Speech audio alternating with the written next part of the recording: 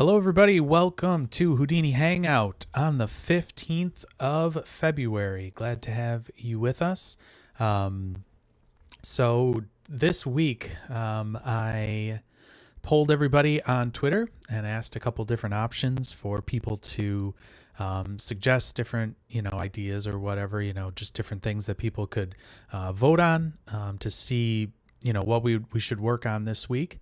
And seems like everybody's interested in doing something with doing some like a geometry reveal with a flip fluid simulation of some sort. So I have an idea for how that's going to work, but certainly super glad to have anyone's suggestions or ideas or anything like that throughout the stream tonight. So yeah, if you have any comments, any questions, anything like that, please drop them into the chat. I'd be happy to to be able to try to address them. If I don't know, maybe somebody else in the chat will know. But really the idea here is I'm not, the number one expert on this, on Houdini. I'm just here to kind of facilitate what we're all working on. And happy to get suggestions and thoughts from anybody that might be tuning in tonight. So my name's Peter. Been doing this for a couple months now. Once a week on Tuesdays, 8 p.m. Eastern time. Just happy to have you with us here tonight.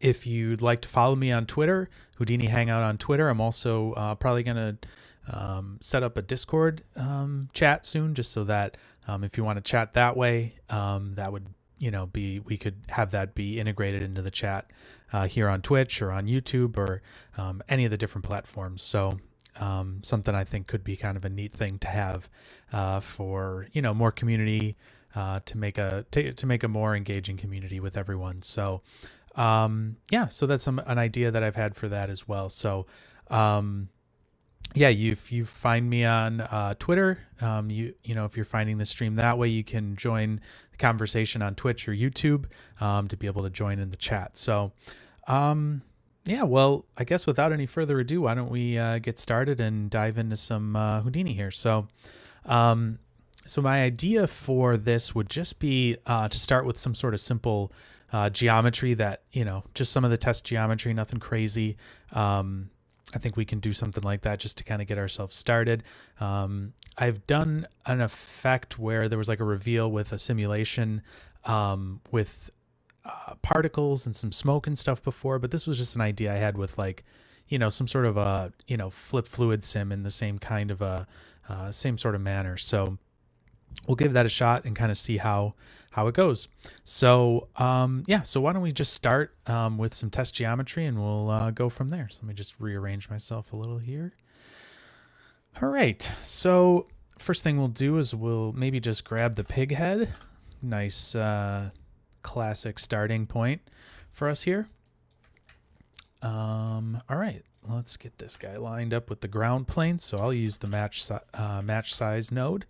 I know Crossfader, who was in the chat last week, was saying that he likes to use this one, and I do think that this is a very nice node here. We can use this to center it, to the origin, or put things onto the ground plane. Really, any plane or any different position we can kind of use to set up as like our center point for this. It also gives offsets, things like that. And you can use it to match size between two objects. So that's kind of where the name comes from, but there's a lot more than just matching size between two objects that you can do. So we'll just put minimum to the ground plane here, and we'll just offset it a little bit, maybe 0.1, just to get it up off the ground a little bit. So there's our pig head. I'm going to take the shader off. I don't think we really need that. And I'm going to turn off the UV viewer. The other thing I'm going to do is subdivide this just once, just to give it a little bit higher resolution. Now, I believe we could also change the difficulty here to hard. Oh, no, actually, that keeps the same amount of geometry. I guess on some of them there is in some of the test geometry, it does I think, increase the amount of subdivisions and things like that. But this will be fine for right now. So we've got our match size there. I'm actually going to jump up one level here and just, it's also yelling at me here. My autosave is yelling. So why don't I do that as well? Let me do that first. I'll save this here. Folder for this, call it flip reveal.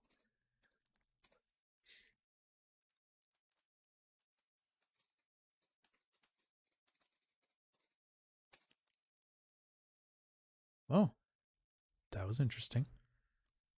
Had a little crash there. All right. What are you doing to me, Houdini? Let's give this another shot. Not sure what happened there. It was odd. Maybe if that keeps happening, I'll be leaving the daily build. All right, let's try that again. I don't know what happened there. Well, let me just save it first here. So save as.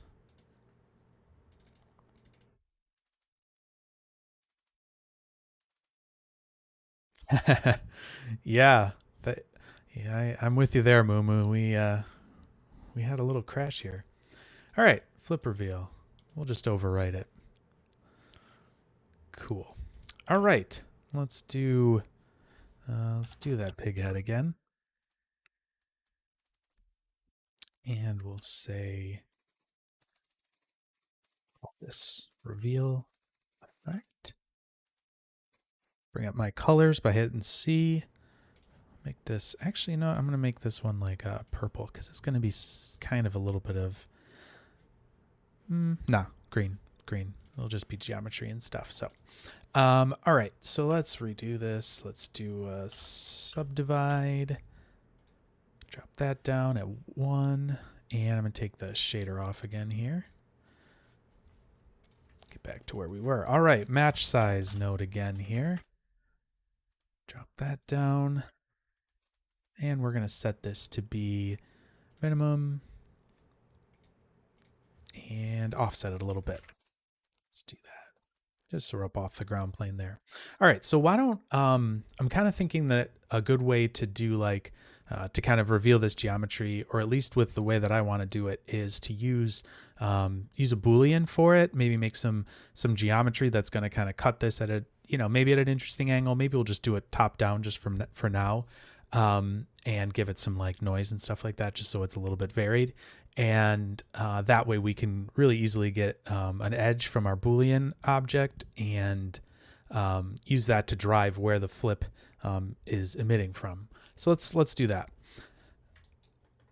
And like I said, if anybody ever has any other suggestions, please feel free to drop them in chat. I'd be interested to hear what your ideas are or thoughts. We can always change course. This is a little bit, it's a little bit just off the cuff today. So, all right, let's grab a grid here.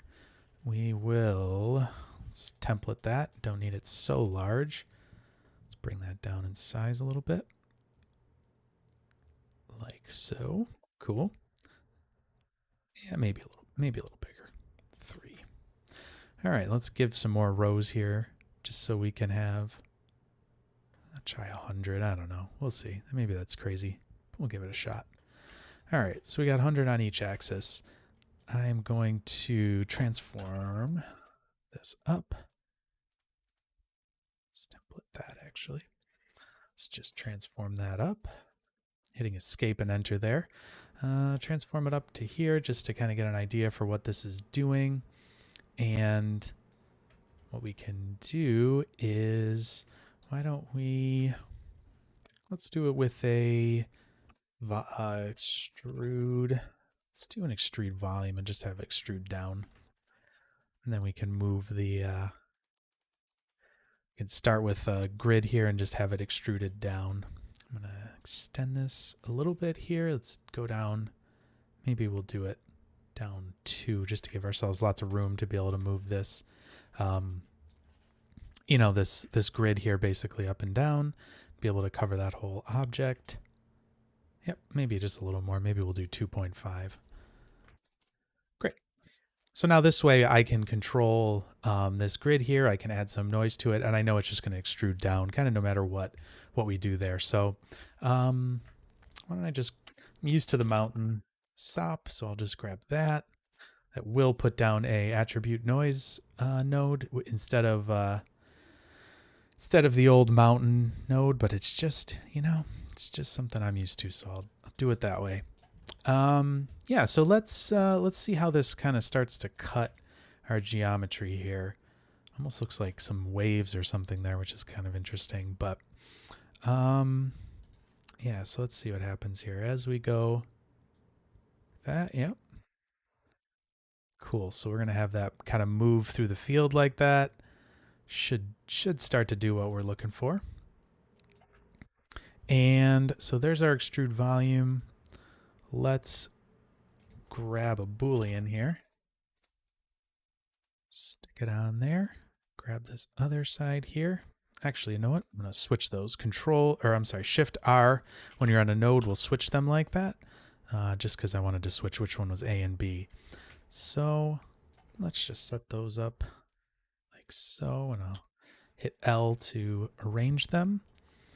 All right, so there's our Boolean so far. I'm going to untemplate this just so we don't have it kind of in our way here, but we can see we're getting a little bit of a reveal. The geometry is obviously getting cut here, and that's starting to create our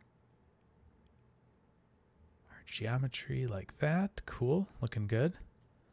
So we can use this transform here to move down, and as we get to the very bottom here, we'll reveal the whole thing, and that's, pretty straightforward effect in Houdini. Nothing probably you've never seen before, but just one way of probably a dozen that you could cut some geometry using, a Boolean node. There's clip nodes. There's all sorts of different things, but this one I think will work best for this scenario, because what we'll be able to do, I'll take this Boolean, and what we can do is we can actually output these groups here. And that'll be really helpful, because then we can get a nice edge geometry that, or an edge, a group of edges that we can use to maybe instance some geometry onto, to source a flip simulation from, and work that way. So let's do this. I think AB seams is what we're going to want to have, because we want to have use the seam between the A geometry, or the pig head, and the B geometry, the extruded kind of surface here. So let's try that, and let's see what let me just put a null down here just so we can look at this without seeing all that extra geometry. I'll untemplate that. And let's just take a look at where, make sure we're getting that attribute. So I'm going to pull up this, the display group here, and go to edges. We've got AB seams. That's looking pretty good. Looks like we've got the right geometry going all around like that. So that's looking pretty nice. And so if we wanted to, we could do something like a blast node here. And we could grab our edges group type and do AB seams, and we can just delete the non-selected, and now we've got, basically an edge group here. We could, and then from there we can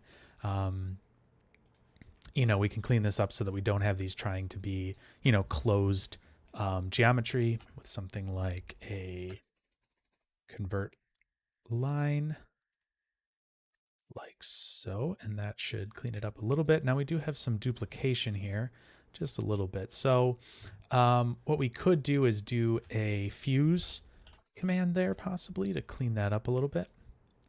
Let's see here if we can do that. Just give it a little bit more distance here, a little too far. And then see if we can't convert it now, and see if we clean that up a little bit here.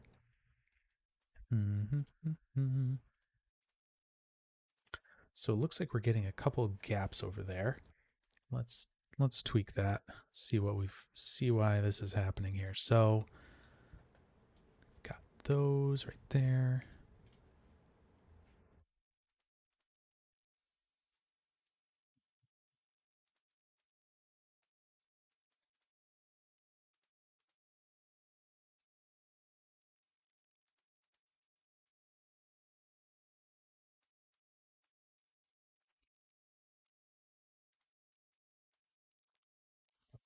Let me see what's going on here. All right, so that's probably part of our issue here is that we've got all of these already as separate, polygons. So let's, well,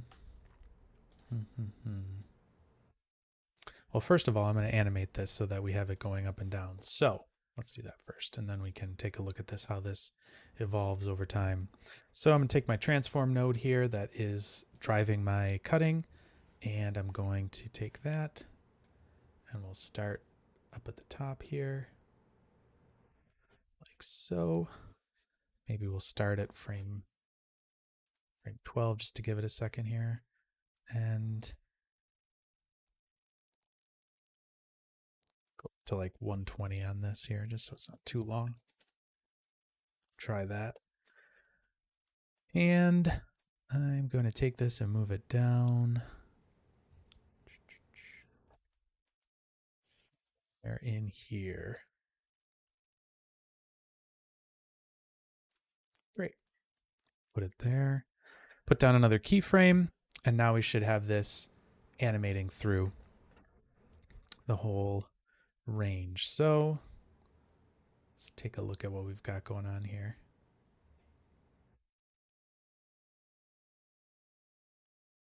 So we've got these seams that are being created, cut out. I'm gonna try, instead of that, I'm gonna try a join here. So I'm just gonna do a fuse first.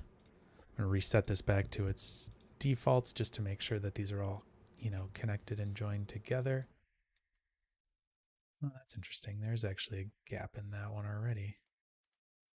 Huh. Oh, let me just do this. Try to throw a join in here. Do only connected. Maybe reduce a little bit of what we got going on there. Fuse together our points a little bit.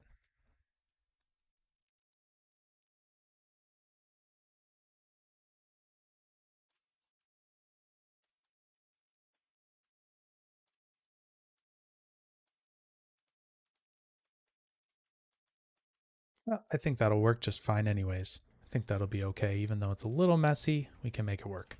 So what I'm going to do is just copy some geometry onto this. Now, if I tried to do something like sweeping it, I do not believe that that is going to work well. So let me just try this real quick.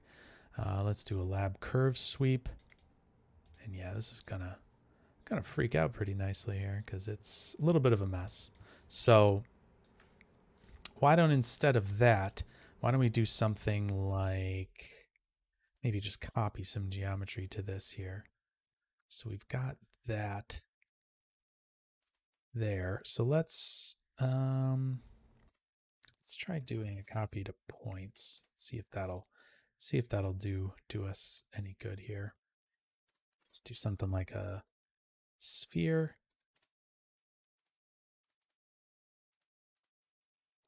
Set this to polygon and scale it way down.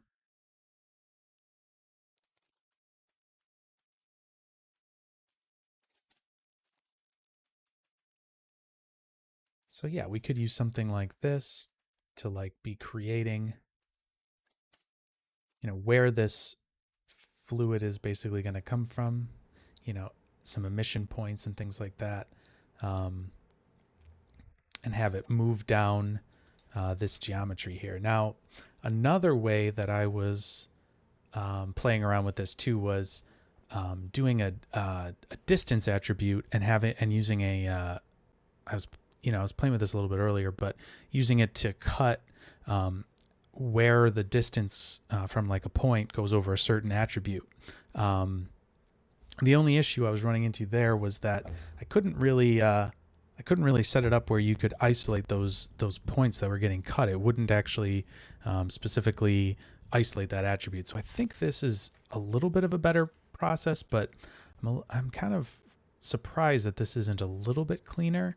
Maybe if I clean up this mountain sop here a little bit. Let me just bring this down a little, maybe like 0.1. element size a little bigger.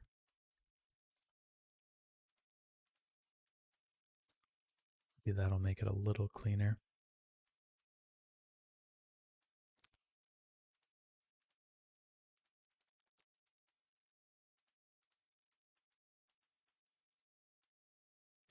Unfortunately, this is just causing a really strange situation there. All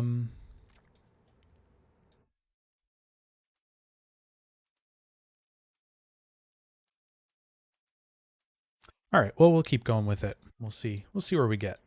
All right, so we've got some sort of geometry here that we can use to source. So let's just keep rolling with it. So we've got, we can just call this geo reveal. Stick that in the middle like that. Cool. So we've got this geometry revealing here, and you should see it kind of slowly build on like that, right? So what we should do now is obviously we need to set up this geometry here. You know what, actually, let me try one more thing. Let me try a wire. What is it? Not fire, wire. Let me try a poly wire. Just see where that gets us. No, more or less of the same.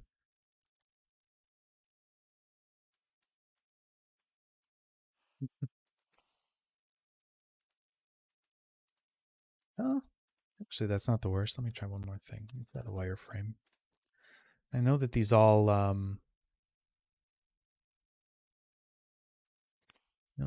sort of have a little bit different ways of attacking this same issue. Oh, hey, there we go. That'll actually work. That's going to be much better geometry right there. It's not quite perfect, but it'll do the trick. So I'm using this wireframe SOP, and the trick there is that I believe it kind of puts down these like spheres and extended like tubes and stuff like that to create this, as opposed to trying to do anything with like a sweep concept where you're taking like a cross section and sweep, bringing it along the radius or the backbone of a curve. So this is just going to create sort of this tube. I mean, obviously we've got some duplication there and stuff, but this is actually a pretty quick computation as well. So that's going to work in our favor. So it'll be a little bit cleaner from that standpoint. So make this maybe a little bigger.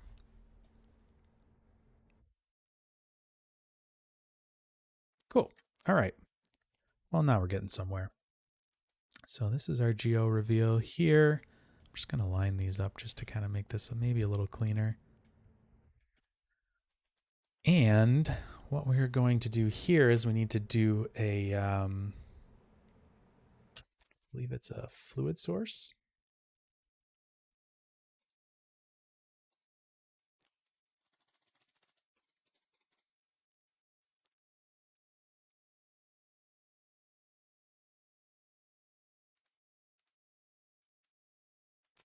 No, they've renamed a couple of these things, I guess, over time. So sometimes you think you know what it's called, and so this one now they've called it flip source node.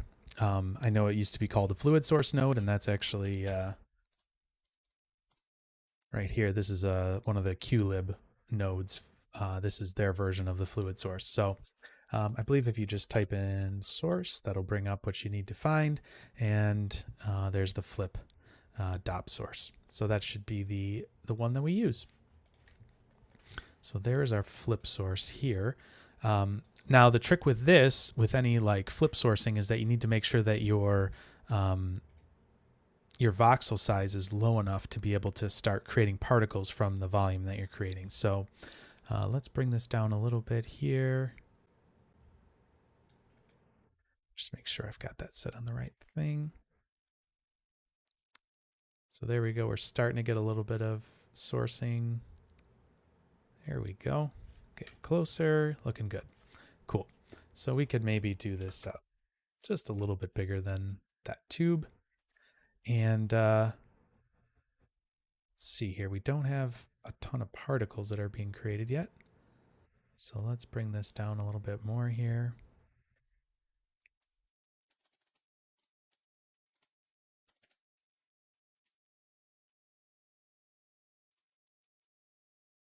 And what I'll do is I'll just do a split here just so I can see, if I need to bring these into separate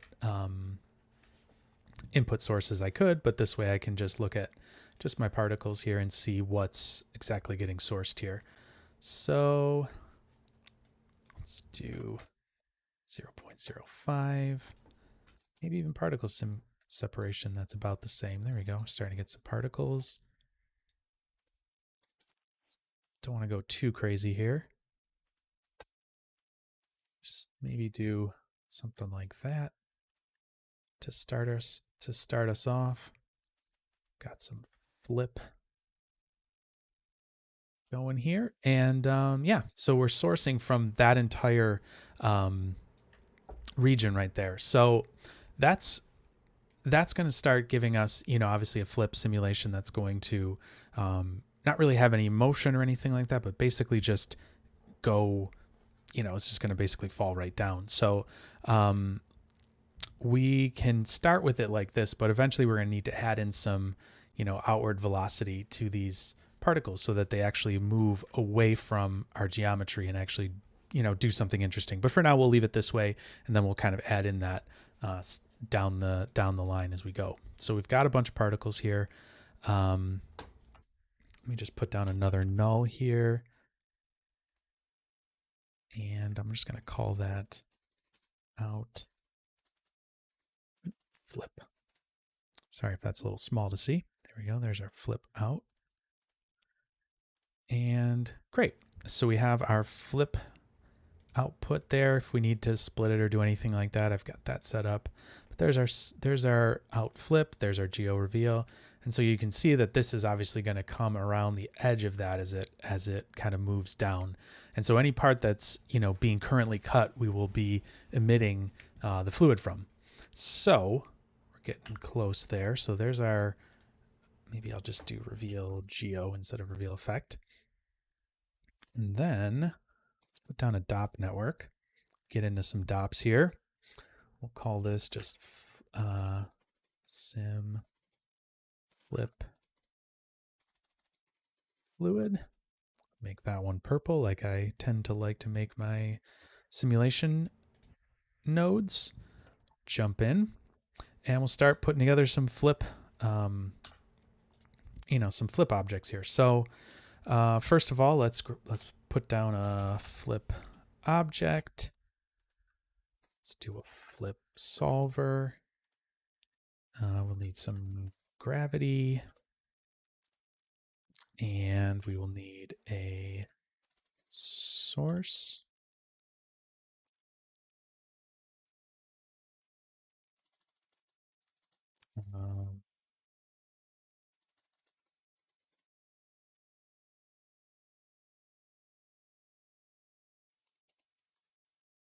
Okay, that's interesting.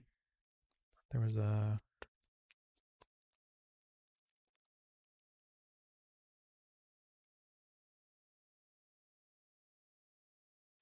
Let me just look here.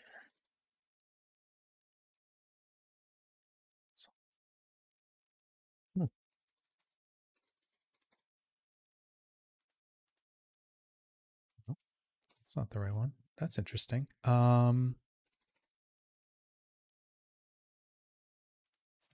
Source. Yep. Guess it's been a little bit since I've worked with Flip. Jeez. All right. Forgot that that's what it is. All right. So we're starting to get somewhere here. I'm going to clear this out. We don't need any SOP data to start with here because we're going to be sourcing from this volume source here to our flip solver. So in our flip solver here, we've got our particle separation.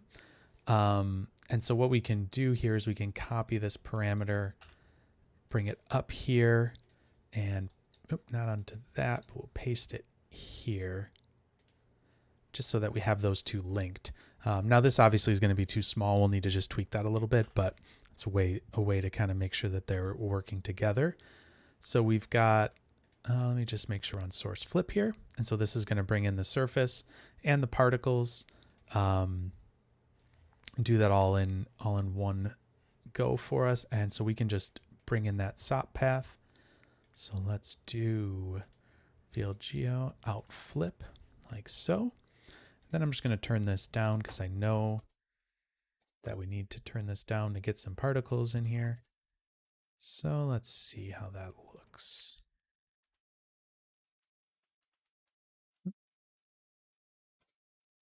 Sure, we're getting some particles over here. We are not yet. So let's see.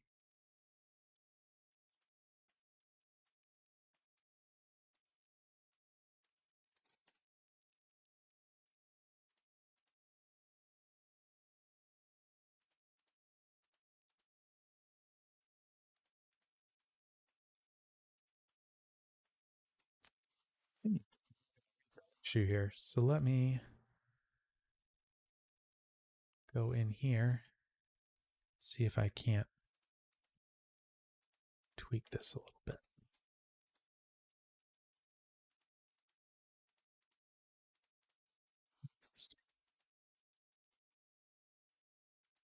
Right. It's because my animation.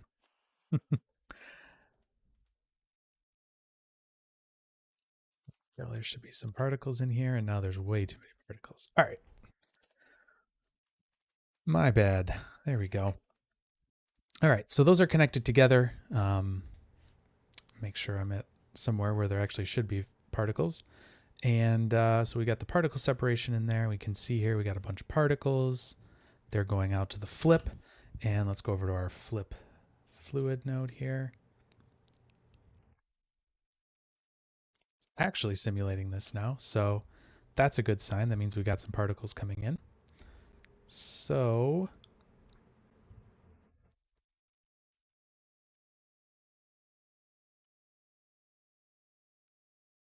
just hit this last simulation step here.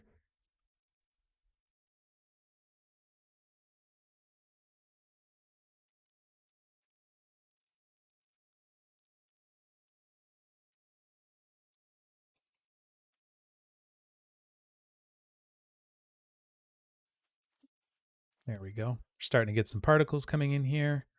It's exactly what I was hoping for. So obviously there's no particles starting yet, and then they'll start coming in there. Cool. So one thing we can do here is we can go into our guides under particles, and instead of sprites, we could just do particles instead. That way it's not these big, huge spheres. And yeah, why don't I actually move my keyframe forward a little bit here, just so that we don't have to simulate quite so many frames. So I'll do shift middle click and just move this forward a little to frame 1, because then we don't have to wait so long to get the first frames to come in. We can start a little earlier and it should start. There we go.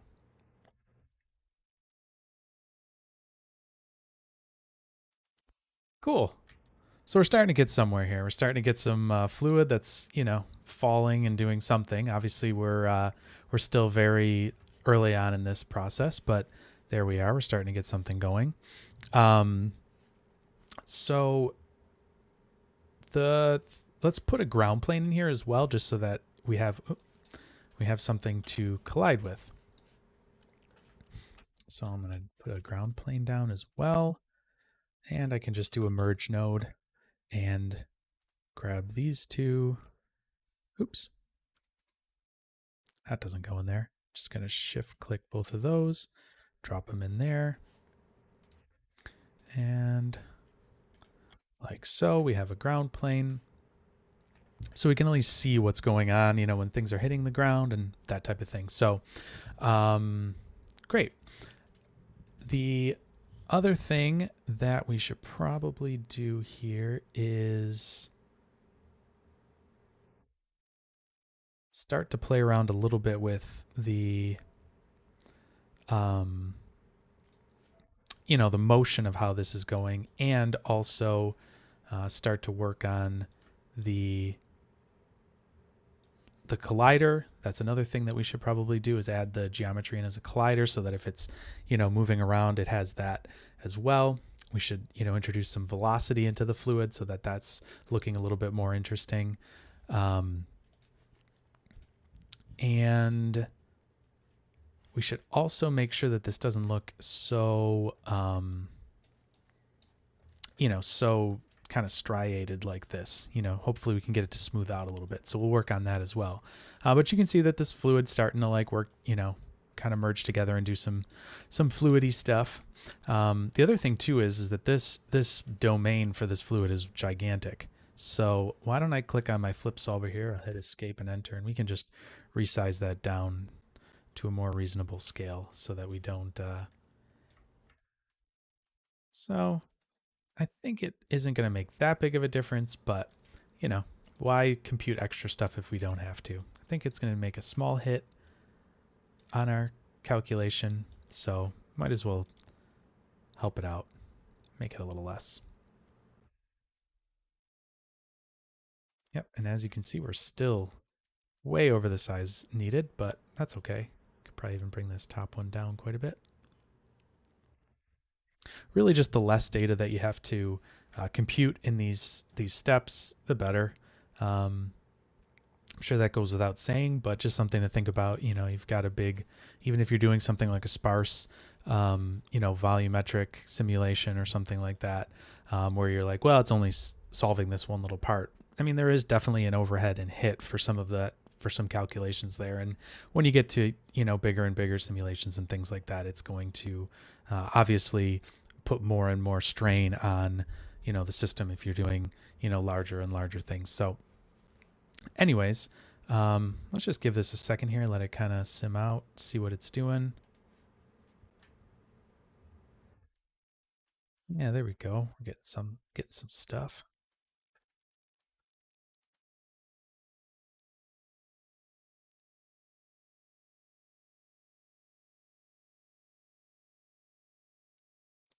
Get some splashy fluids.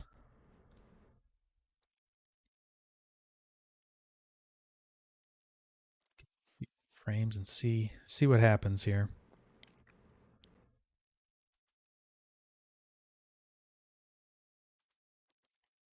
Cool.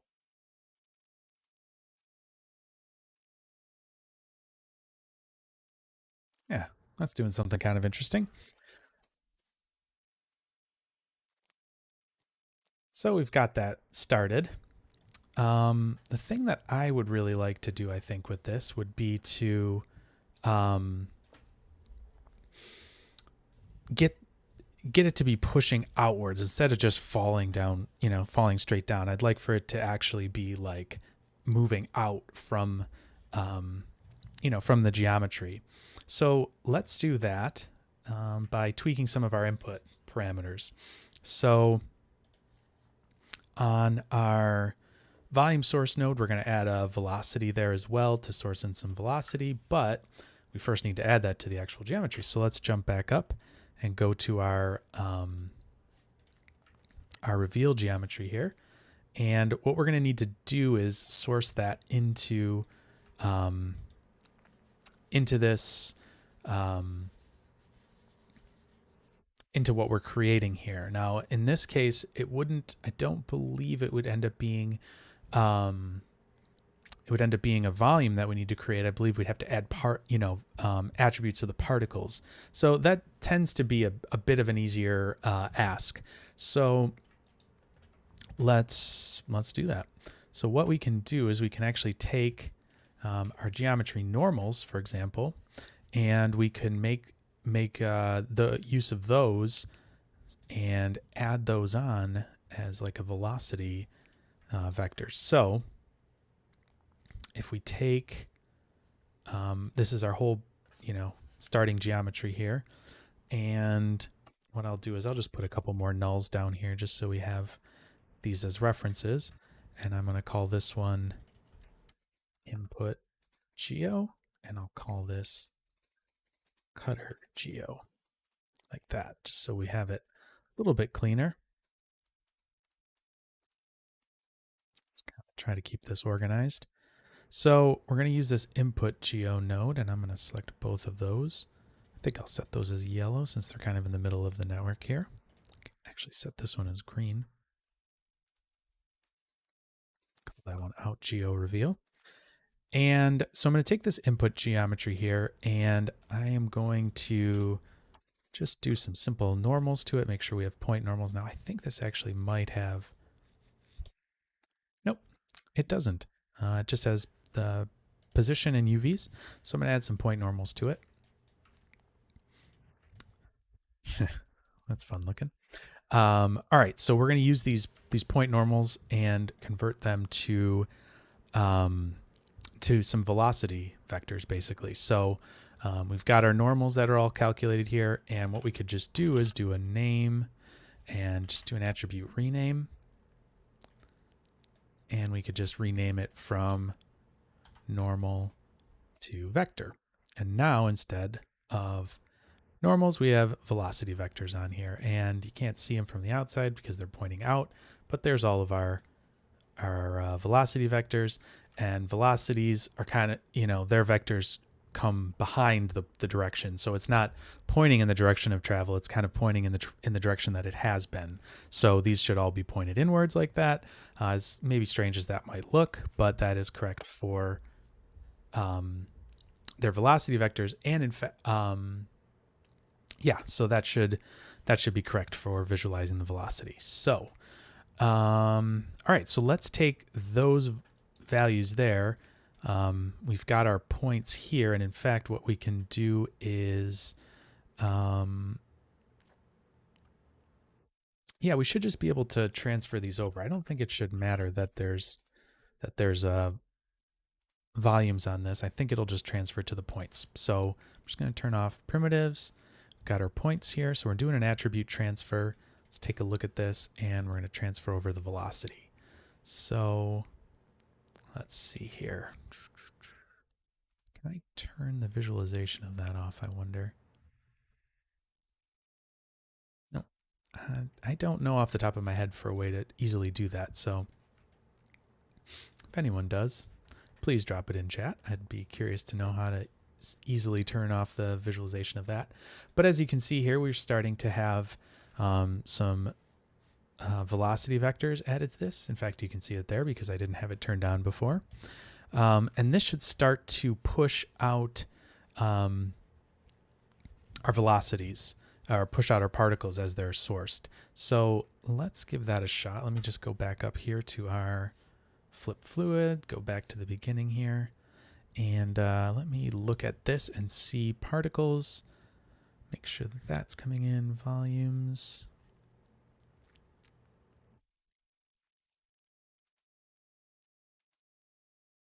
All right, let's try that out, see if that works. I think that that'll work, but let's see.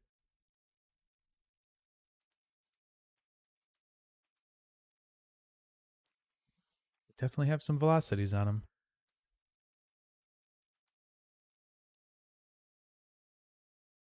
them. That's starting to look kind of fun. Let me turn these let me turn these lines off. All right, there we go. We're starting to get, I think, some oh, I'm going to hide this. Sometimes you'll notice that, like, if you're working with Flip and you have your Flip solver node selected, or it's showing this box, you'll try to like turn, and it's actually like grabbing the edge of this box because I'm just too far out. So I wasn't actually like rotating around these. So what I'll do a lot of times is just hide, use this little blue flag here to hide that geometry. And then if I zoom out more, I can still, grab this without grabbing the bounding box of the Flip sim. So that's something to keep in mind as well. Let me turn on my little time thing here just so we get our, yeah, it looks like we're getting some differing velocities there into our fluid. Now it's probably a little bit low, probably not the most velocity that we might have wanted introduced there. So let's just go back up to our reveal geometry here, and we have this.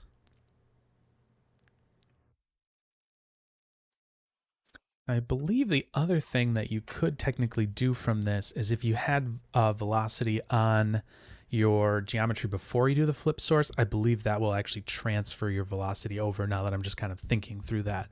So that's something to keep in mind too. You know, just because we're actually just grabbing this one slice, there wouldn't be any velocity on it, but it's something to think about, that would be a way, I believe, to also get velocity onto your object. So if they already had velocity, it would inherit those. But anyways, so we've got our velocities here. We're transferring them over. Let's just take a look at this again. And what we could do is we can use attribute adjust vector and use that to kind of play around with this a little bit. So what we can do is we could just do an adjustment for length, and we could do a multiply. And if we go here, we can see obviously we're multiplying by 0. But if we, scale this, it's going to scale those velocities up. So this is a real nice, easy way that they've added in to tweak vectors and, floats and things like that. So if you want to scale up an attribute like this, it's a pretty easy way to do it. And obviously it's going to work over all of your points in this case. You could also adjust the direction as well, which we might tweak in a second. But let's just see how that looks and kind of get a sense for what that does to the simulation. So let's let this sim for a second.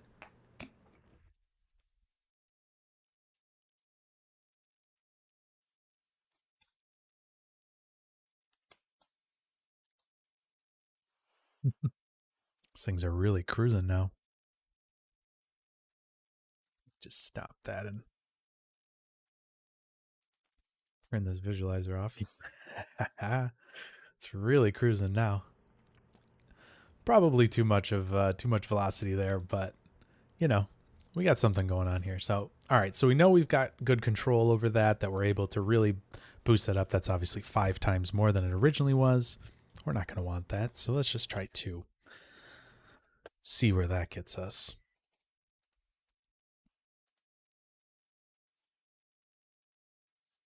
So I'm not constantly moving around here and kind of getting different views on this. Why don't I set up a camera so we can kind of keep looking at this from the same direction, and we don't have to jump around so much here. So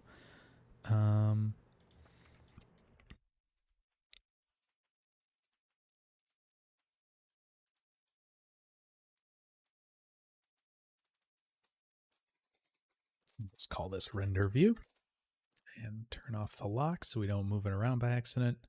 Then that way we can kind of come back to a default location and have a way to, compare things and see what they're looking like. So obviously there we're getting some, because it's starting out with the very top of the geometry, right? When it's up here towards the ears, the normals are going to be pointed outwards, right, and up. So initially it's going to shoot way, way up. So we could always adjust that by scaling it. If you wanted it just to be going outwards, we could, let's see here, just trying to think, we could multiply it by,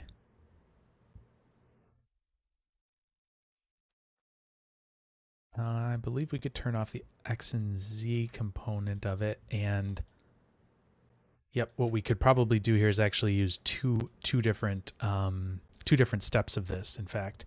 So what we could do is we could use an attribute, let me just type in vector. It's the easiest way to grab it. An attribute adjust vector here. Drop that in. And for this, if we just have it affect Y, we could effectively set that. We could just set that initially to 0, and now this is only going to be in our X and Z coordinates. So if we look at this now, we can see that all of these velocities are going to be coming outwards from this geometry, and it won't be going upwards anymore. So that might be a little bit of a better overall look. So I'm just going to call this 0 multiply component.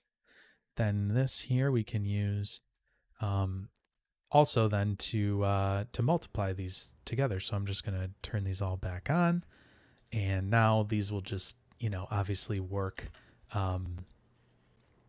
Work on these vectors, and they will still be flat and only going out in the y direction. So instead of multiplying by constant, we could multiply it by noise and set the minimum to say 1, the maximum to 2, and we could kind of tweak this a little bit. Here we could change the element size, and you can see here these kind of will dance around. Now if I make this a little bit more exaggerated, you'll see there's our kind of, we're getting a bunch of different velocities here. So let's do this at maybe point, I don't know, 3.5. Let's try that. And then we can do our minimum value at half and our maximum value at 2. So then that way they're always getting a little bit of value outwards, but they're going to get some randomization through all of that. So this is going to be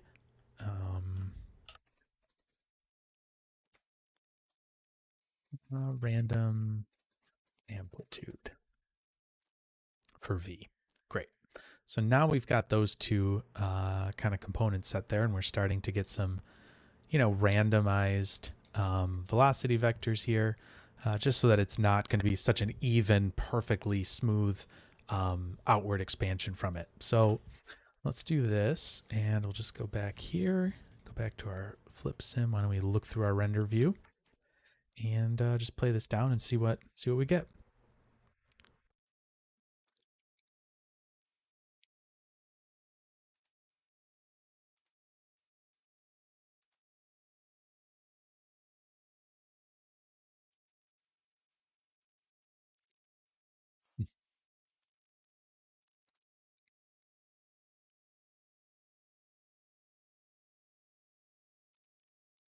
Yeah, so we're starting to get the velocity kind of moving outwards.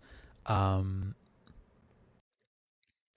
far as the noise goes with those vectors, should look at that and see how that's going to be offset, because I believe since we're changing it in its position, where the points are that it's randomizing the velocities on, we should be getting kind of an offset in its like pattern for the noise. But I'm going to look at that real quick before I go much further, just to make sure that that is actually randomizing and stuff. But this is starting to do something kind of interesting here, and I think you'll see that if we have this geometry on as well. Let's turn this on. That. So we're starting to get this like, fluid around the edge kind of look from this. So that is starting to work the way I was kind of hoping it would. So let's take a look at this here. So as we start to move down, let's look at those velocities again here. Kind of look at them as they move down.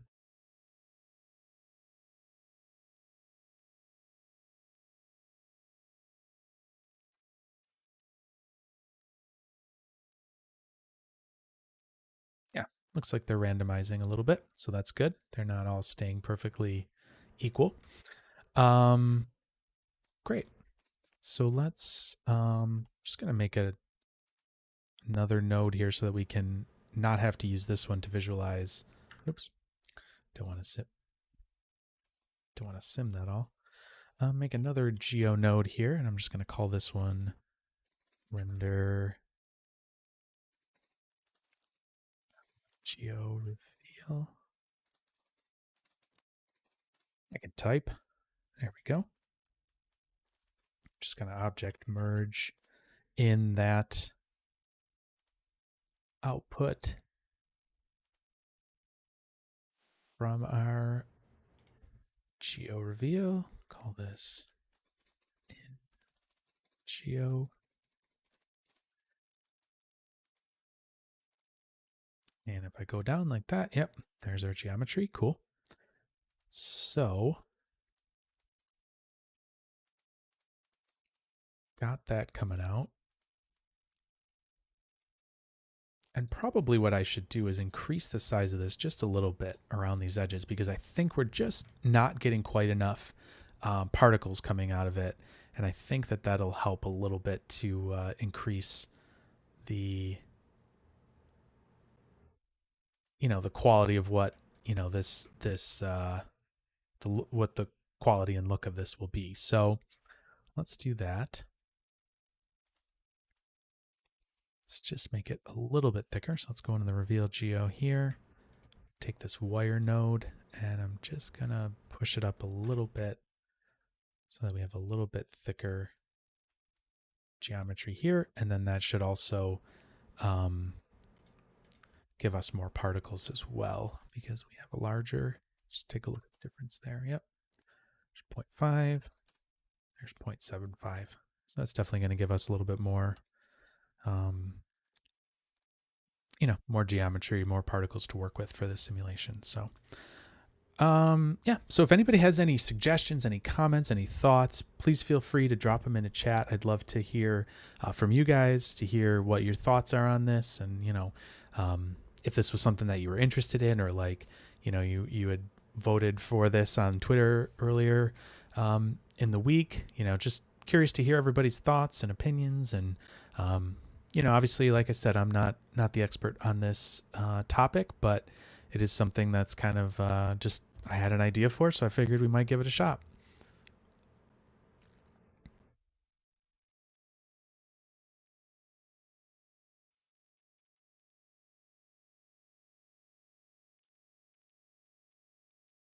Yeah, that's obviously working quite a bit better with more particles.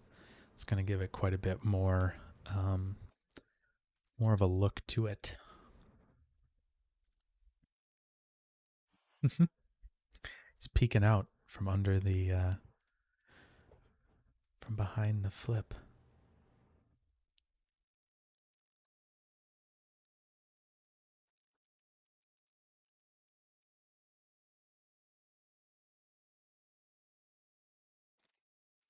Interesting looking little simulation here. I don't think I want to cancel out all the Y velocity. I feel like a little bit would be nice. So I might just scale it down a little bit. Instead of scaling it all the way to 0, I might just scale it down just slightly so that, we're not completely losing that Y velocity, so that it doesn't just feel like just a straight line, so that there's a little bit maybe of up and down velocities that are happening there. It's kind of funny to see them coming out of the fluid there. The other thing that we're going to have to do is add this in, obviously, as a colliding geometry, so that the fluid will actually interact with the geometry as it's being emitted and moving around and stuff like that. So it looks kind of funny, though. Definitely is an interesting looking little effect here. All right, so let's see. Let's go back in here and let's just add that Y component just up a little bit. So let's just set this to length only, and let's just do it to like 0.25. And if we look at this, we should see that the Y component should be reduced a bit. So let's see here. Oh. Right. It's got to be direction and length, or else that's not going to make any sense. So direction and length. So let's do multiply instead. It's multiplied by 0. So let's just tweak this a little bit. We'll set the Y value to maybe even 0.5 might be good.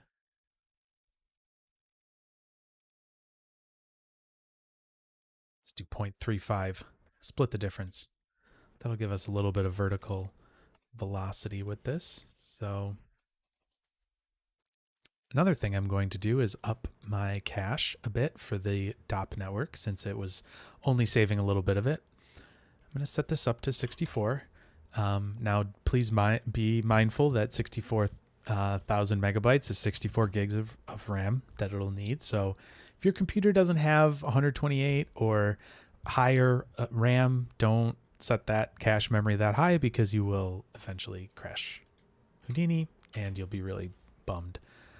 Done that enough in my life to, know better at this point. But I digress. So let's just turn these velocity vectors off again. Let's see where we're getting here. In fact, you know what? I'm gonna do a flipbook of this. I almost called it a play blast, but one of my coworkers, being a Maya person, is clearly in my brain.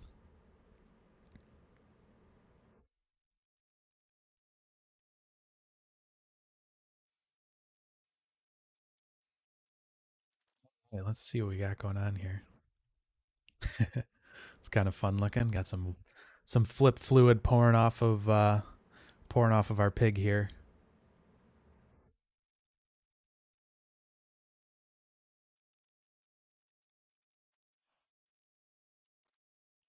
Now, obviously, you could stack some simulations here. You could do some sort of I don't know, maybe a vellum simulation on top of this and have some jiggle with it as he's like coming out. So you could just have him kind of his ears bouncing a little bit or something like that to kind of give it some life. On top of that, obviously right now it's very static and statuesque, but if you had him moving through the scene, that could be interesting as well. If it was an object that was moving through, that could be certainly a kind of interesting look. But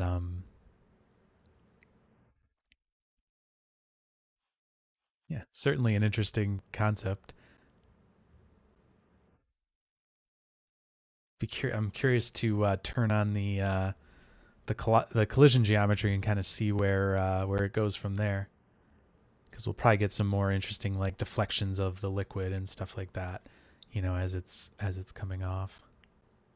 Looks like it's like pouring out of his mouth there.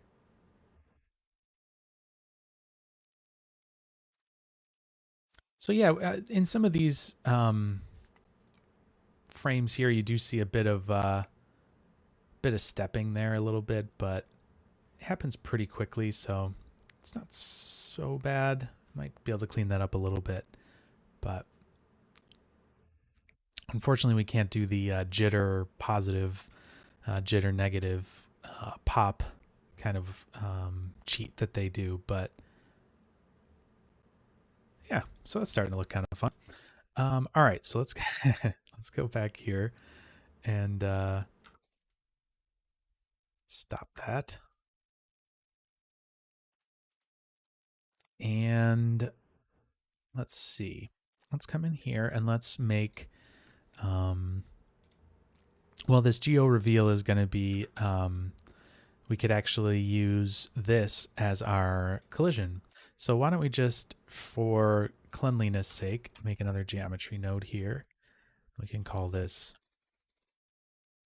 collision geo. And let's just turn this kind of this light green color, because I know that that's going to be a like bit of helper geometry. Let's do an object merge.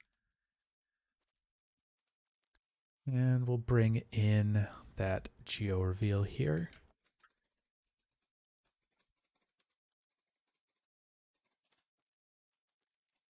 Like so. And let's just make sure that this is looking good. So, yep, that looks looking like some good geometry. So in this case, we could just drop down a use our deforming object collider and just use our shelf tool. It's kind of pretty straightforward, so it's nothing too crazy to have to worry about here. So why don't we just do that? We'll just select our collision geometry, click deforming object, and it's going to throw that into the simulation.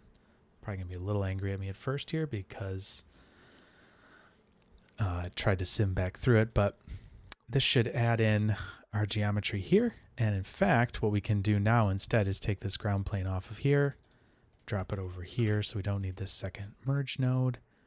Just clean this up a little. So here's our collision geometry. And this is, let's see here. Let's turn this on so we can see the geometry when it comes in.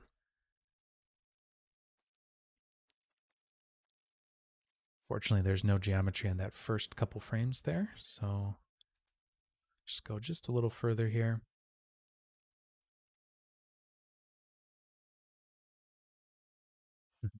Can already see that it's starting to do something kind of interesting here because we're getting some collisions with that geometry where it's, you know, kind of emitting around him and stuff like that. So that's certainly interesting. We might have to tweak where the position of that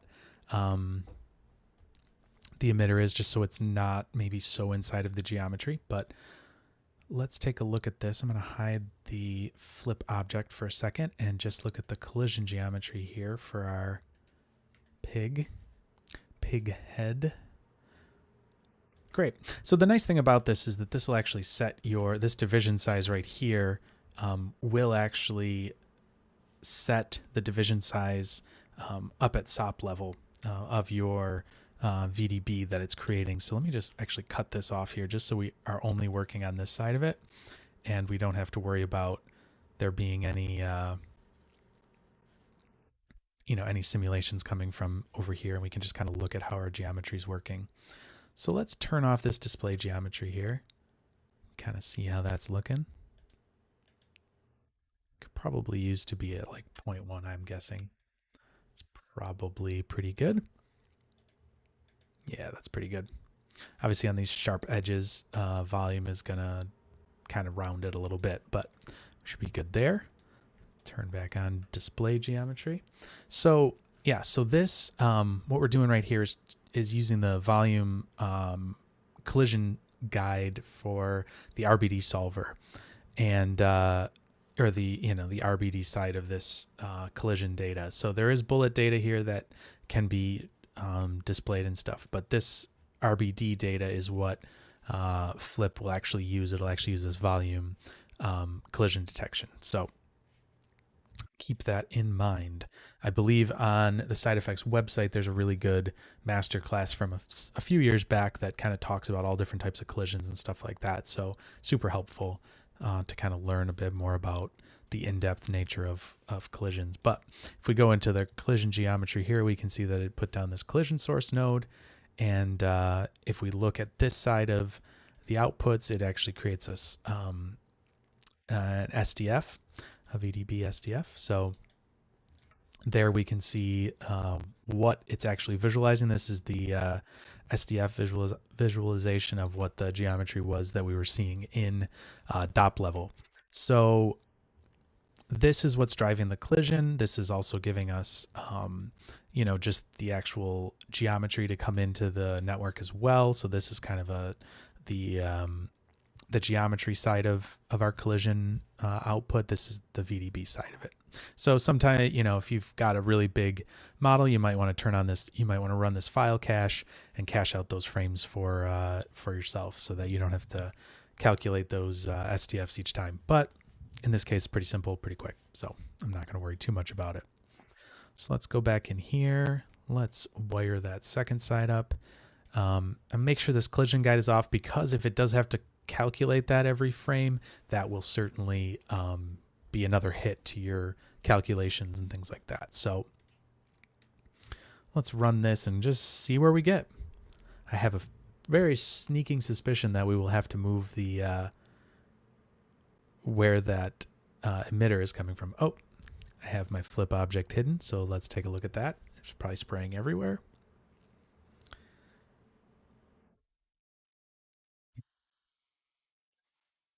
Flip. There we go.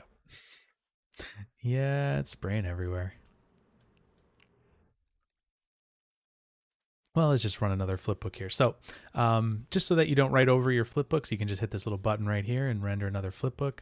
And now it's going to be, yeah, it's going to be spraying everywhere like a crazy fountain.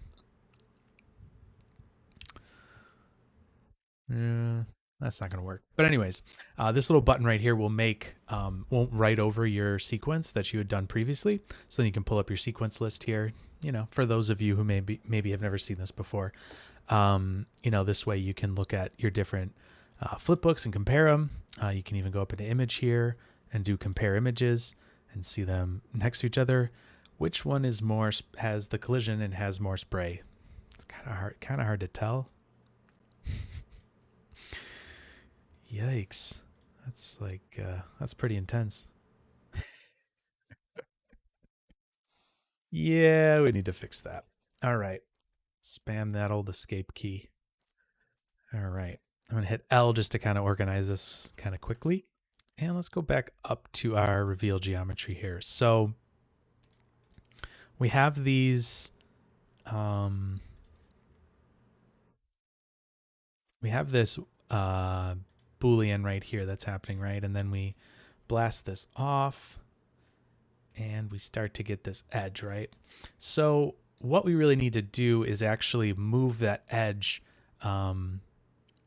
away from the surface of the geometry. So we're not emitting inside of the geometry, basically, so that we're emitting outside of the geometry.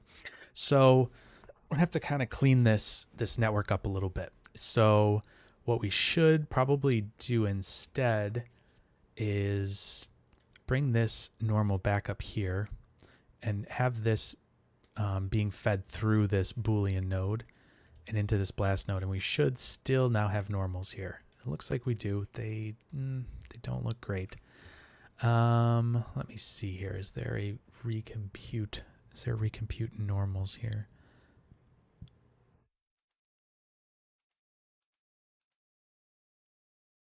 All right. Well, instead of that, that will not work. You guys get to see me just totally mess up, or not totally mess up, but just have to go through some thinking process here. Okay, so we can use these normals again right here. And so let's move this up. I'm actually going to move this over here so we've got this a little cleaner.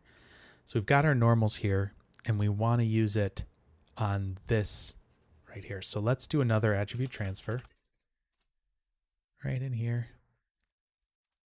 Attribute transfer from those normals. And now should have some slightly better normal geometry. And we could do the same trick that we did here. Oh, that's not what I meant to do. Hold on, Alt instead. Come back up here. And instead of V, we'll use this on the N attribute. And this time I am going to just zero it out. So now we've got flat normals coming off of that. It should start up at the top, come all the way down. Perfect. Okay, so we've got that working. So now all we need to do is we can just do, I think a point fop is the easiest one to understand in this concept. So let's go into here. We're just going to move along normal. Gonna click that and jump inside. And if we do normal, there's a displace along normal option. And what we can do is grab our P and our N, put those both in there, P and N. So basically what we're using is we're using the normal direction, and we're going to displace our positional attribute by a certain amount. So here we can just basically scale this up or down. There's going to be some weirdness with this a little bit here, but at least we know that this should work. So let's go up here. Let's grab the wire attribute that we're about to use, and let's copy this parameter. And then here we can add in a parameter. We could also, let's see here, which one do we want to do? Displacement amount. You could also right click on the amount dot. Sorry, middle click on the amount dot and do promote parameter. But in this case, we can just use a parameter like this. Go to amount, and we'll just call this DISP amount for the name of it. And then for the label, just call this displacement amount.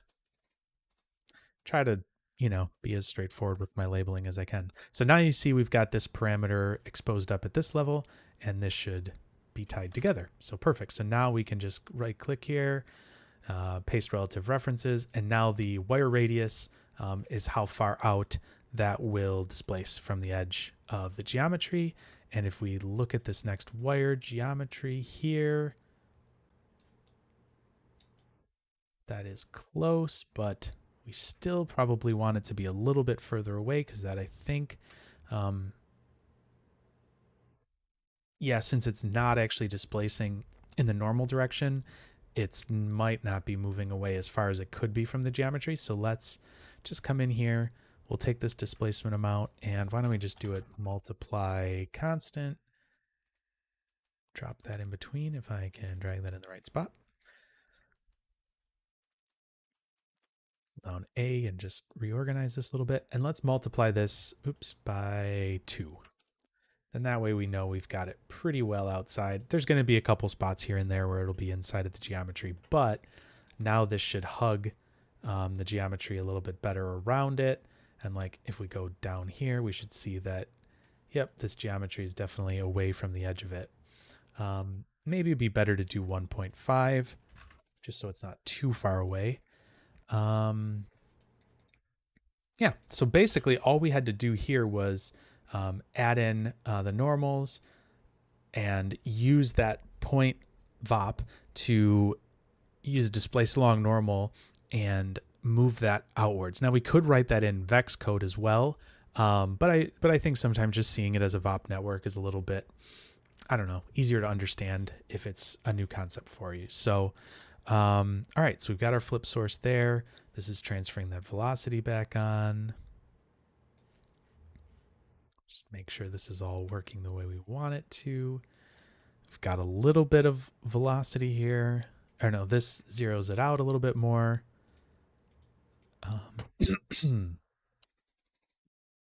Do lower Y component, random amplitude, out flip. Great.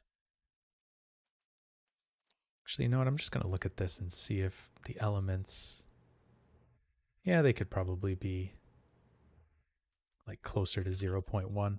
That'll just change the scale of the noise pattern that's moving through all your points. So something to take a look at. But all right, so we're looking pretty good there. Let me see where that gets us for the actual simulation here. Oh, we're too many frames ahead. So let's go, just hit escape there, go back to our render view. And I am going to just write over this previous sequence because it wasn't really any good.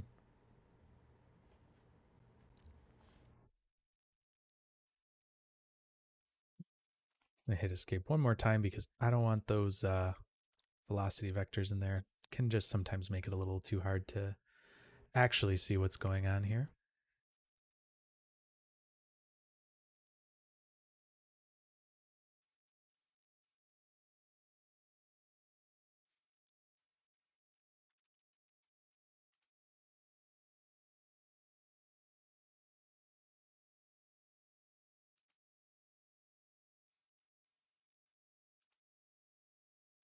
All right, let's take a look at what this is looking like. Get a little explosion there when it jumps kind of in the middle there. Let's see.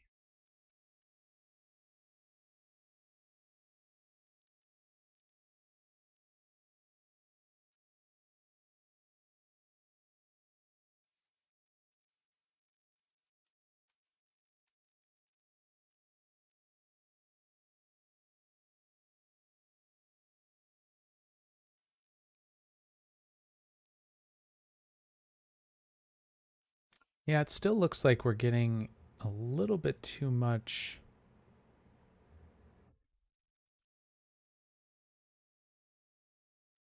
Looks like we're still getting a little bit too much of a collision in there, but starting to get closer. Now, the things that I do like is a little bit of this like play that's happening in here, where you're getting a little bit of that collision, you know, right in the beginning there. There's like a couple frames of it right there where it's kind of looking interesting. You're getting a little bit of, um, you're getting a little bit of collision behavior that's, adding velocity into those particles. And I think it certainly is interesting to break it up. Obviously, that stuff is um, way too convoluted and crazy. Um, so that's going to need some tweaking. But what I'm going to do first is I'm going to grab some more coffee, take a quick coffee break, and then be back shortly. So, yeah, thanks for joining us today on Houdini Hangout so far. And yeah, grab some coffee, get myself ready for a little bit more flip simulation. So thanks for joining us, and I will be back shortly. Thanks.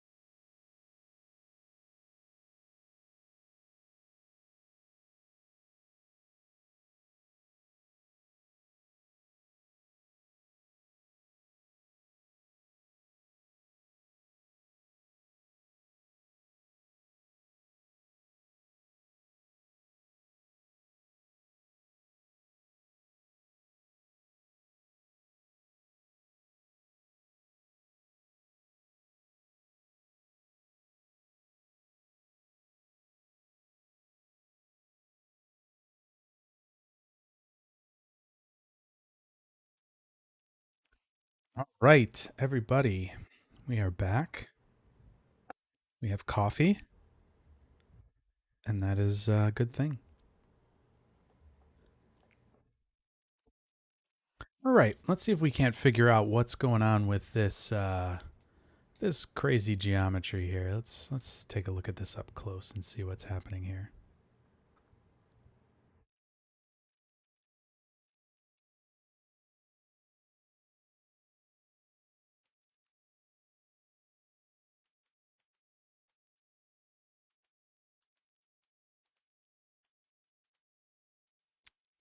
I'm going to look at my collision geometry first because you know what?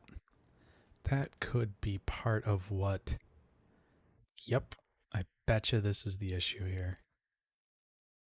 Let's take a look at the velocities on this and see if we see anything crazy.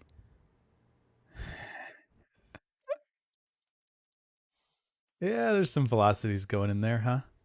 So the problem here is that we don't actually probably want to be calculating velocities in this simulation because we know that it's not really moving. There shouldn't be any velocities being imparted into it, and because it's changing point counts, something like a velocity approximation, something like central difference, backwards difference, any of these, it can't. It needs some sort of an ID or something like that to be able to like track where each point is going throughout your simulation. So that right there is probably what was causing that issue. So let's go back here, maybe into here, and let's make a new sequence, start it up and see what happens here.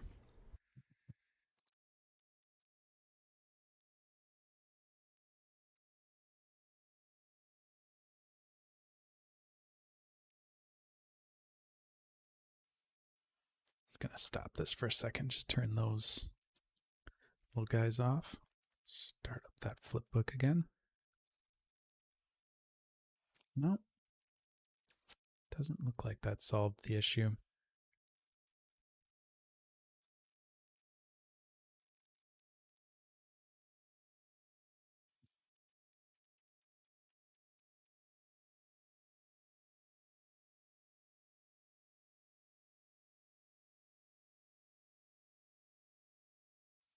Might be less. Let's take a look at this previous one.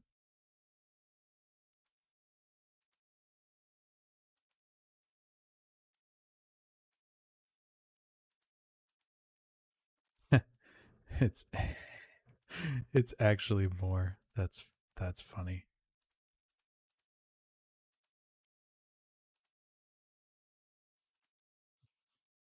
First one. Interesting. Somehow it's more.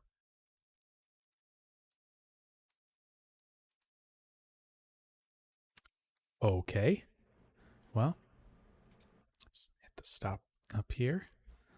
I'll kill our flip book. At least it should. Escape there. All right. Well, let's keep searching for our culprit here. So I guess it's not this. Seems to be okay there. Just make sure that we're not making any velocity. Nope, just collision. Double check this.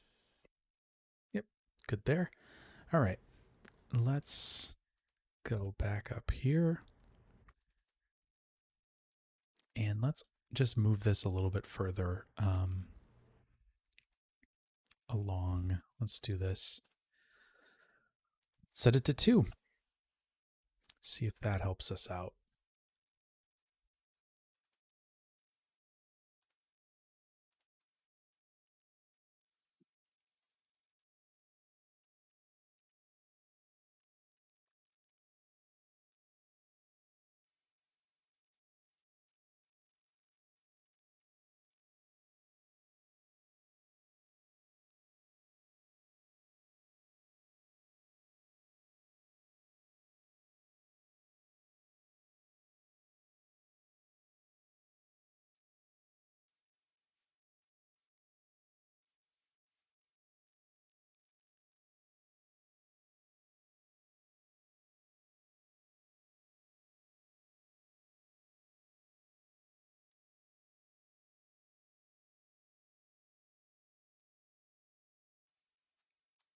All right, let's.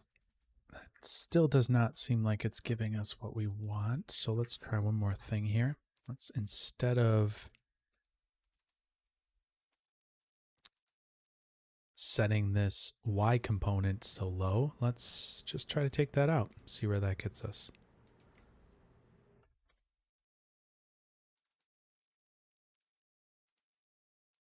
Just going to write over that previous flipbook.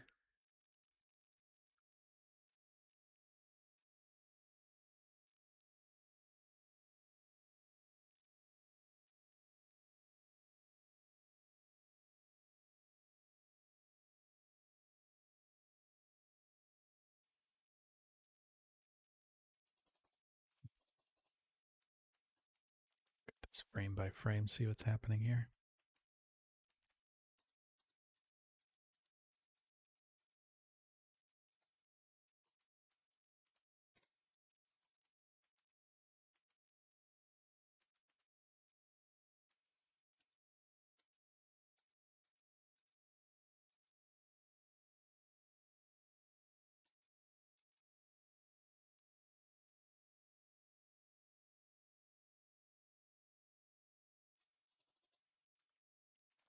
And take the noise out of this and make sure that that's not causing an issue here as well. Just take that out for a second.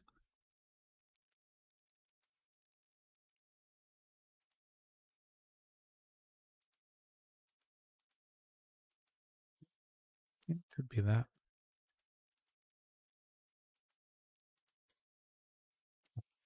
Yes.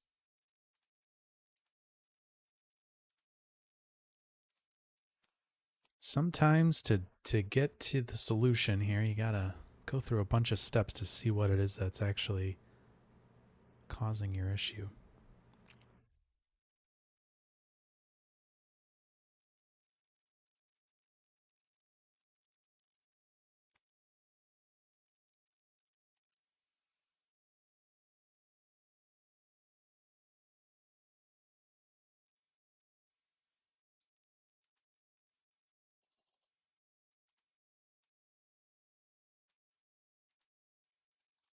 All right, so what I'm going to do now is I'm actually going to look at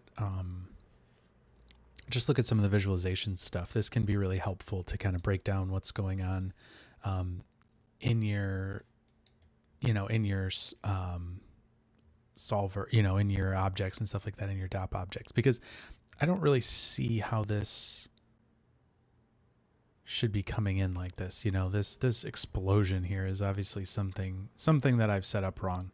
So in order to do that, I'm going to turn this collision geometry on and just kind of see exactly what's going on here. See if there's anything that I can notice in here.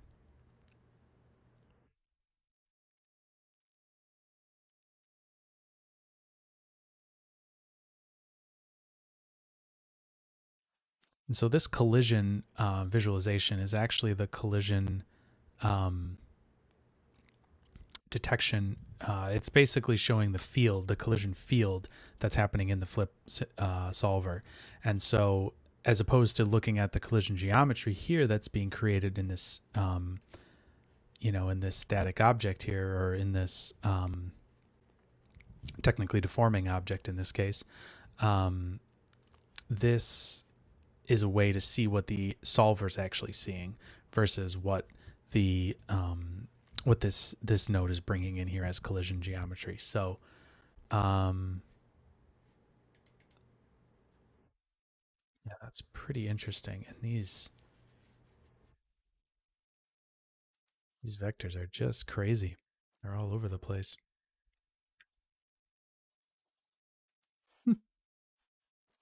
That is some absolutely crazy velocities.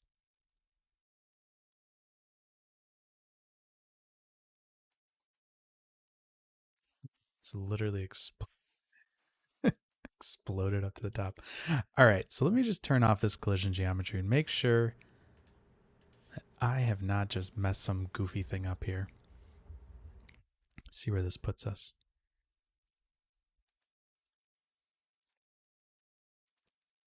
The velocity visualizer.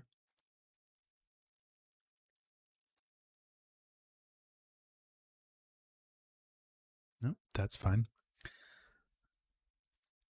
So it's definitely something.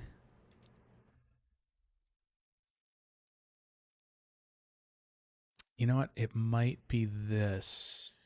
That could be interesting. Let's see if that does it.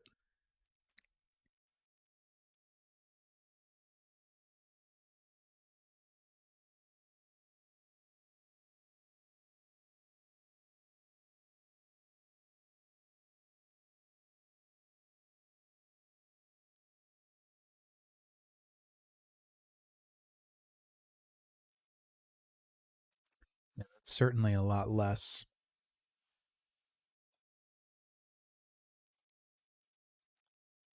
See where this gets us. I spoke too soon.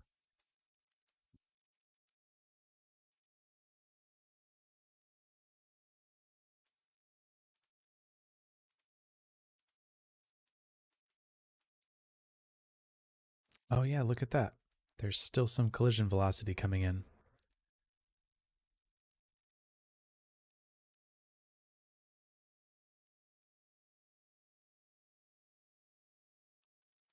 So yeah, these visualizers are always really helpful to see, where some of these things are happening. Because like there shouldn't be any velocity coming in off of that. So that is no good.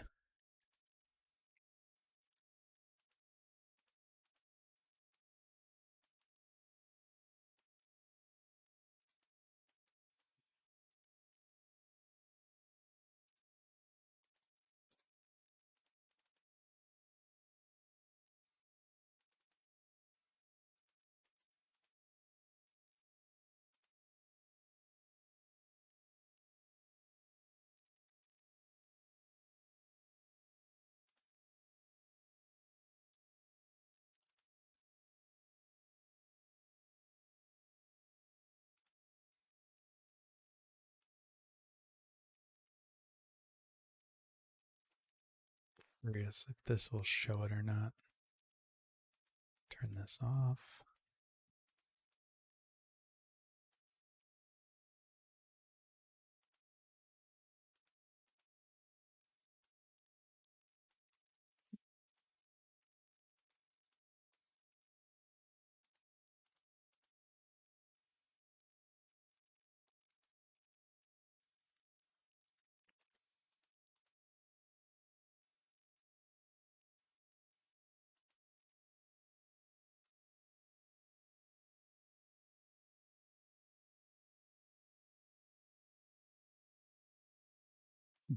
It's curious it's not updating that.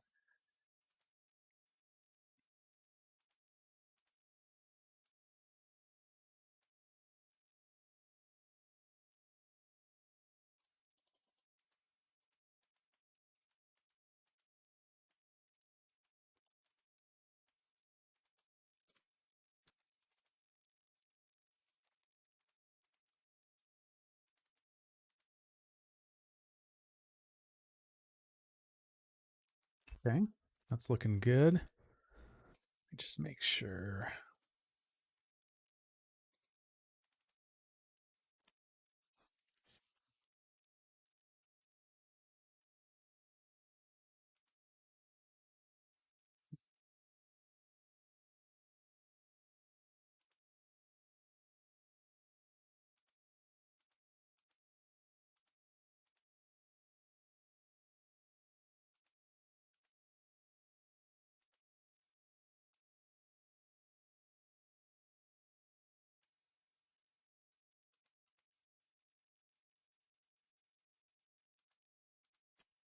Interesting. I'm not sure why that is the case.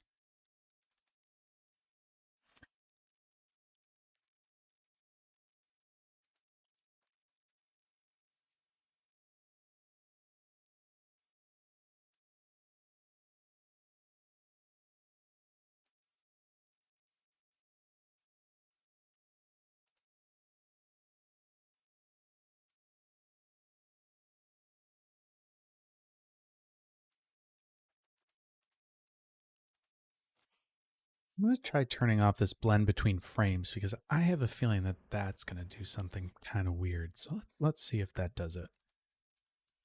I mean, who knows? Maybe it will, maybe it won't.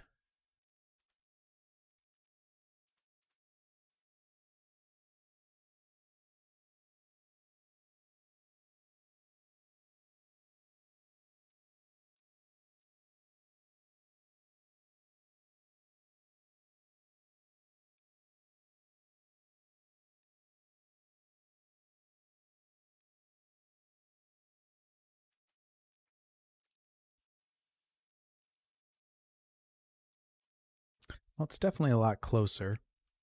It's not doing so much crazy stuff.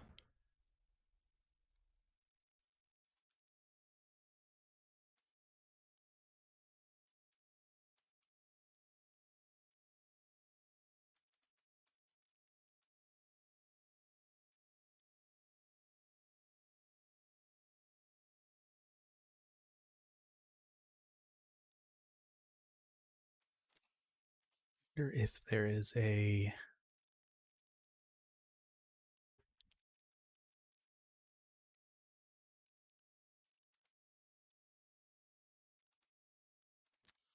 feeling there is a way that I could limit the speed of those. Oh, you know what? I think I could use a pop speed limit so that those don't fly quite so far away. So let's see if I can do that. Speed limit.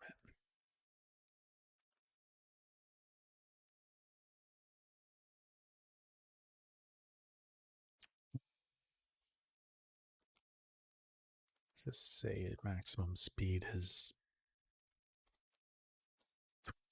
20.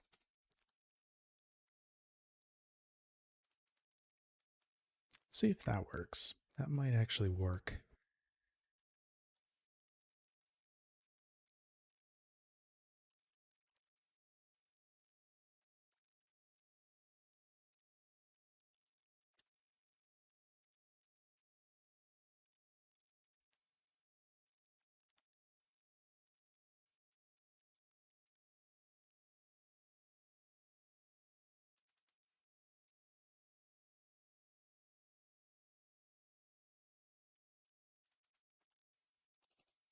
Just gonna go really extreme with this and see maybe 5.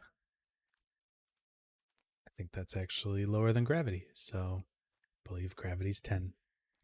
But we'll see. See if this does anything.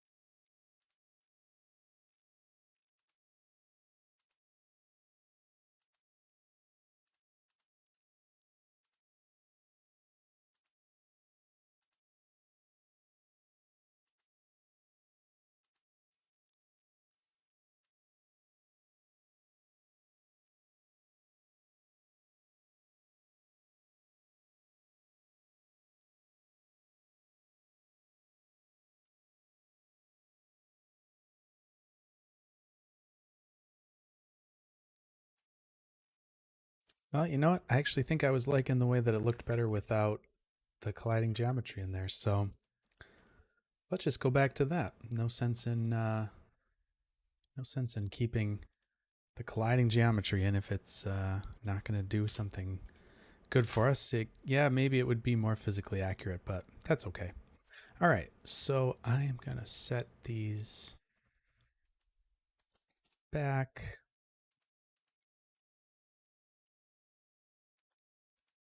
Just to get some of those random amplitudes. Let's take a look at this again. Another flipbook here.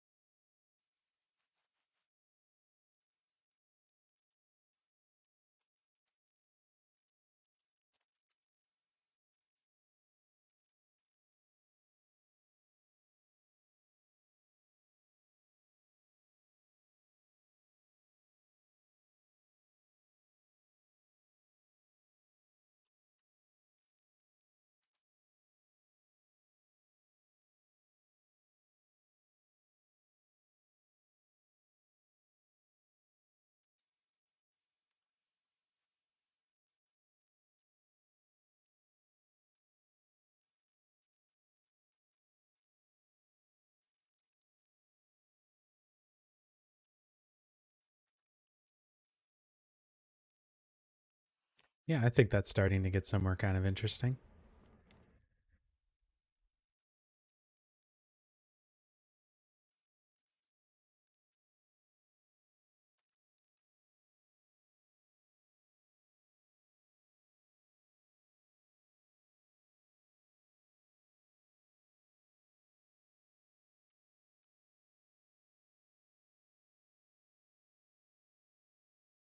You can see a couple of the different parameters that we set up here kind of in action.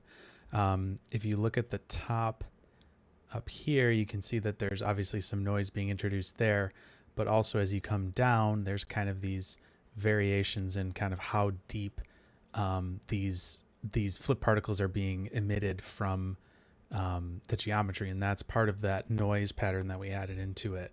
The vector, the attribute adjust vector. And then as, you know, obviously as it's coming down here, we're going to have, you know, it's hitting the ground. We're getting some splashing there and stuff like that.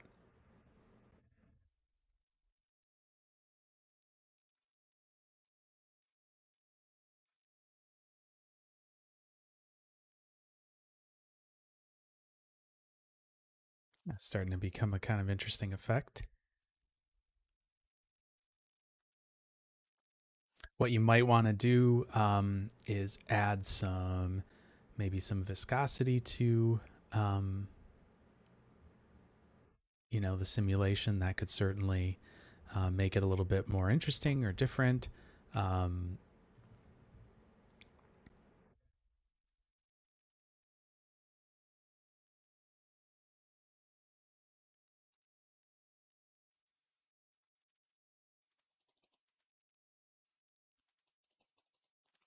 since I don't think we need it quite so much, I'm going to go into here and actually set this back to 1 so it's not quite so far away. This is the multiply constant that we were using to push the emitting geometry away from the surface a little bit. So, and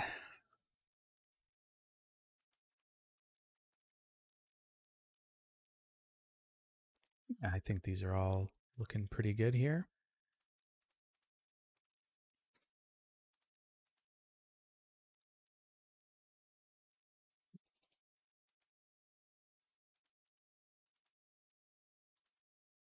So let's go to the next step here and add down another geometry node here. Call this one render flip fluid.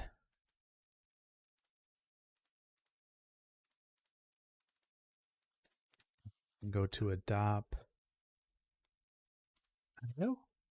Yeah, that's the one we want to do. And we can do a flip fluid from here in the presets that basically will bring in this whole, you know, these presets here, geometry, surface, velocity. Those are the kind of the three things that we need to bring in. We can select our DOP network here, which is our sim flip fluid, and the DOP node. If we go inside of there, sim flip fluid, we're going to grab our flip object 1. And now if we play through this, this will start to bring in those flip geometries. And also you can see here that it is bringing in our surface and velocity fields as well. What we could do is, you know, we could obviously convert those if we wanted to. But the other couple of the other things that that are, let's see, fluid compress. Yep. So this is like kind of a little step here to get your data more compressed, basically, from all the volumes and things like that. Now obviously this isn't a crazy large simulation, so you're not going to run into a lot of benefits here, but this is one of the nodes that they use in the default you know, setups for flip simulations. And so if we do a surface particle fluid surface from here, this can then read in that fluid compressed data and we need to make sure that these are linked together to the scale of our particles. That's why we're not seeing anything right now. So what I'll do is I'll come up here to my fluid and I'll just copy this particle separation attribute again and jump in here, paste relative references, and that should now start to, in fact, do what we were thinking. So you could obviously visualize this a couple different ways. Now, in this case here, since this is just, a bit more sparse particles, there's not really like a part of it where it's like solid volumetrically, like in the middle. There is not really a compressed fluid surface in this because of that. So if we were, say, to emit this into some sort of a container, you would start to build, where you start to build up thickness or depth in your fluid is where you would start to get that compressed fluid surface. So in this case, maybe the compressed fluid, this node isn't exactly going to save you too much, but I'm actually not 100% sure on that. So, that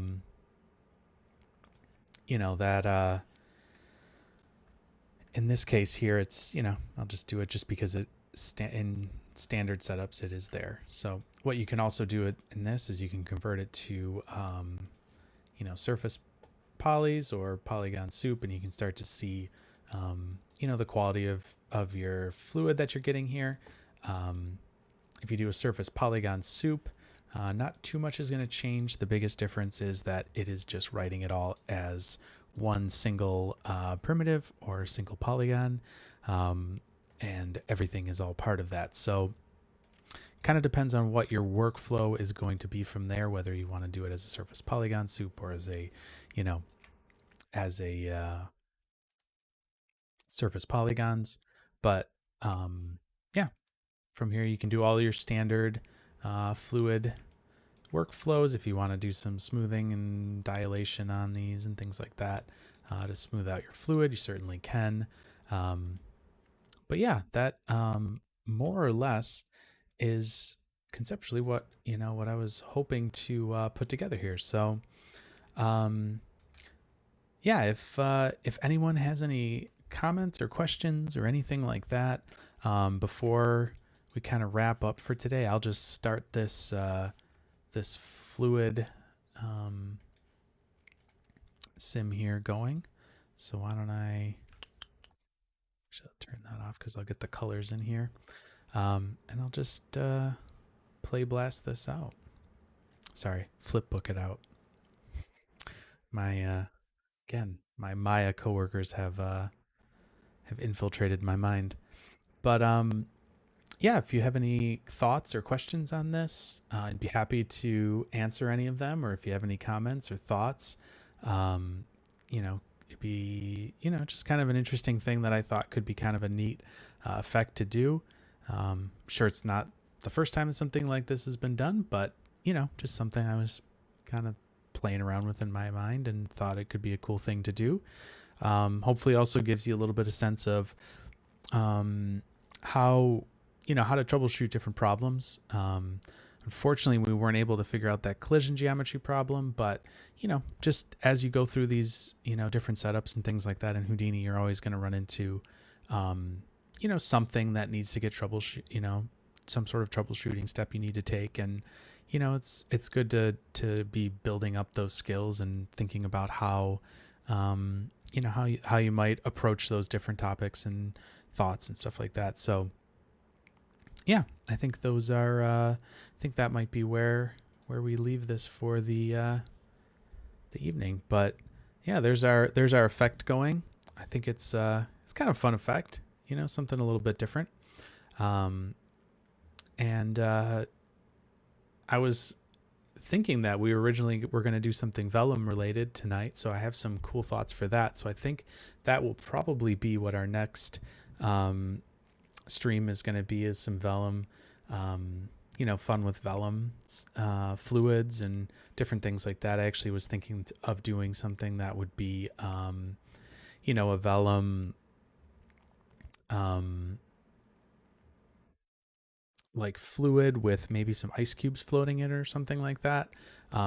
Just since I know that there's that kind of coupling of different, you can have different objects, reacting to each other, maybe a little more easily than something, say, like Flip and rigid bodies or whatnot. So I think that could be a really fun thing to do, like ice cubes in a glass or something like that, where they're floating.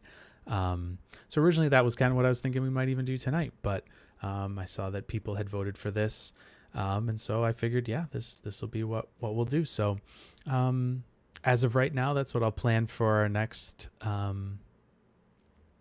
stream next week. If you're interested in joining me live, my plans are to always go live on Tuesdays, 8 o'clock Eastern Standard Time. And I'll try to put up some sort of a poll for what kind of, stuff we might want to work on together. But that is the plan, and might go live with a stream this weekend, just an impromptu thing.